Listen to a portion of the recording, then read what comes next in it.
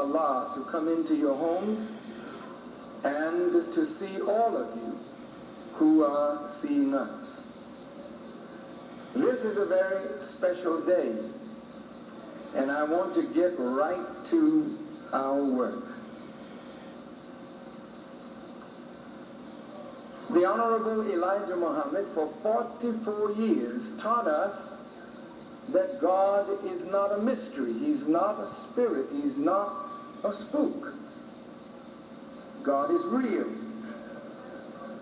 He's a real, live, human being, differing from you and me only in that he is supreme in knowledge, wisdom, understanding, and power. This is what he taught us.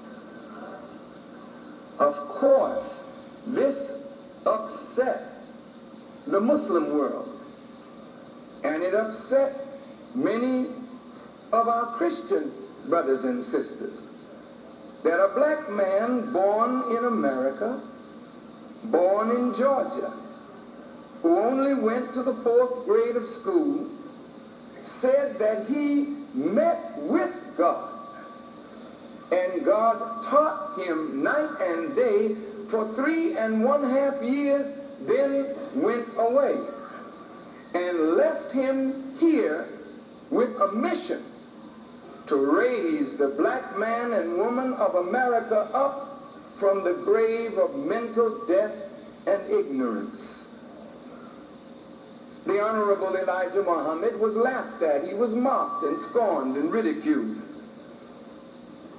But white people did not laugh at him. They knew better. When war broke out in 1941, by executive order, the President of the United States had the Honorable Elijah Muhammad taken off of the streets because they did not want a black man teaching black men and women the proper use of themselves. For they wanted to use our bodies to prosecute a war that was not in our interest, even as President Bush is using the bodies of black boys and girls to prosecute a war that is not in our best interest.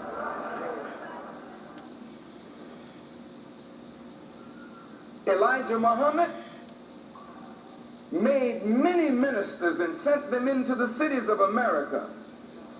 And he produced the most disciplined, organized, and progressive group of black people ever to be seen in the Western Hemisphere, yet he only had a 4th grade education. He taught Malcolm X, who had an 8th grade education. And Malcolm confounded the scholars of the world with an 8th grade education, but taught by the Honorable Elijah Muhammad. Muhammad Ali was Cassius Clay, just going to be another great fighter, until he met with and was taught by the Honorable Elijah Muhammad. Then he burst onto the scene, one of the greatest fighters that ever lived, but he was a different kind of fighter. He was a fighter with a message in his mind, a message in his heart. He was a fighter that stood for a principle. He fought the government of the United States against the war in Vietnam, and he prevailed. Even though he was stripped of his title, nevertheless he came back to win the championship 2 or 3 times more. I think it was twice more. My point is, the Honorable Elijah Muhammad had to know something and had to know somebody to say what he said and do what he did and live in America when black men who thought so much less than him lost their lives for just thinking as he was bold enough to speak. Louis Farrakhan now is known pretty much throughout the earth and honored and respected in many circles of our people. But I was just a common musician. I never graduated from college. I only went to the 3rd year in college. But Elijah Muhammad took me from there and taught me. He's not an ordinary man. He's an extraordinary man. How do you know? Wisdom is known of its children.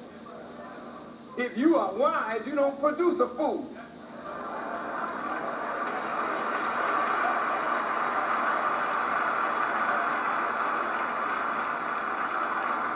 I am the child of my father, the Honorable Elijah Muhammad.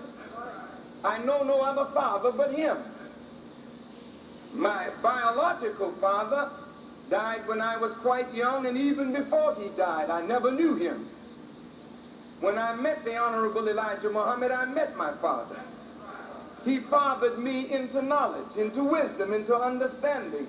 He brought out of me what the Creator had put in me for the service of my people. So if I am anything of value today, it's because I had a good father, a good example, a good teacher. And so I stand before the world today to challenge the scholarship of the world on the most important of all subjects. Who is God? Who is God? We all talk about him. Certainly we love him. We bear witness that he is the greatest. We live in his universe. There is nothing to compare with it. So certainly there is nothing to compare with him. But who is he? We want to know our Creator. We want to know God. The Honorable Elijah Muhammad, on the back page of our newspaper, Then the Muhammad Speaks, Now the Final Call, in point number 12, he said, and I quote, "We believe that Allah came to us in the person of Master W. Farad Muhammad, the long-awaited Messiah of the Christians and Mahdi of the Muslims. And lastly, we believe that there is no God but Allah, and that he will set up a government of peace wherein we all can live in peace and brotherhood."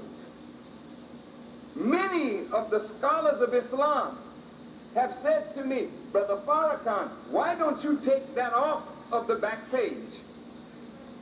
Many of my Muslim brothers and sisters who love Allah and love Prophet Muhammad and love the Quran said, "This is un-Islamic. Take it away from the page. Allah never has appeared in the form of any man. Allah is not a man, but they can't tell us what he is." I want you to listen to me. I intend to talk to all of you, the scholars of the world of religion, Jews and Christians and Muslims, and whatever your religious persuasion may be. We've got to know today who is God, that we may not make a mistake and serve other than him.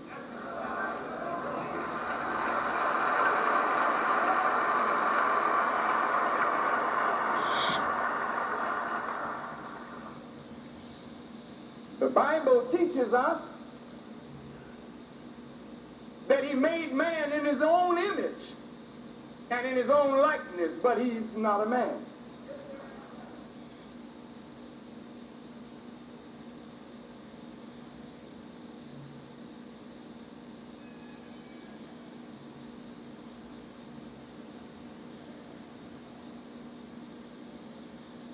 That he made man in his own image and in his own likeness, but he's not a man.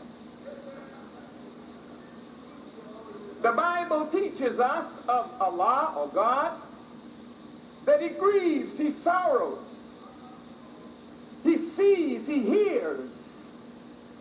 The wickedness of the wicked stinks in his nostrils. That he loves